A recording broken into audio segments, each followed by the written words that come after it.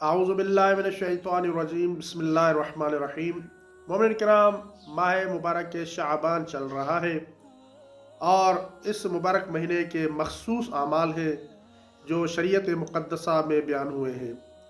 ان اعمال میں سے ایک عمل ماہ مبارک شعبان کا روزہ ہے۔ خاص طور پر ماہ مبارک شعبان کے آخری 3 دنوں میں روزہ رکھنے کی بہت زیادہ فضیلت بیان ہوئی ہے۔ یہاں تک کہ حضرت امام علی رضا علیہ السلام ارشاد فرماتے ہیں کہ جو شخص ماہ مبارک شعبان کے آخری 3 دن روزہ رکھے اور ان روزوں کو ماہ مبارک رمضان کے روزوں کے ساتھ متصل کر دے، ملا دے، شعبان کے 3 روزے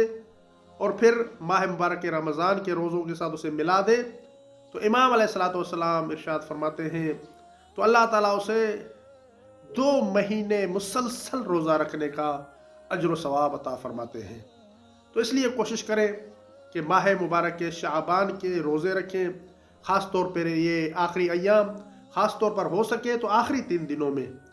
ضرور 3 روزے رکھیں اور ان روزوں کو ماہ مبارک رمضان کے روزوں کے ساتھ متصل کر دیں کہ ایسا کرنے سے آپ کو 2 مہینے روزے رکھنے کا اجر و ثواب اللہ تعالیٰ عطا فرمائیں گے۔ مومنین کرام، آپ سے گزارش ہے کہ آپ ہمارے اس چھوٹے سے یوٹیوب چینل کو سبسکرائب کریں اور اپنے دوست و احباب تک بھی پہنچائیں تاکہ ہماری یہ اسلامی ویڈیوز تمام مومنین تک پہنچ سکیں۔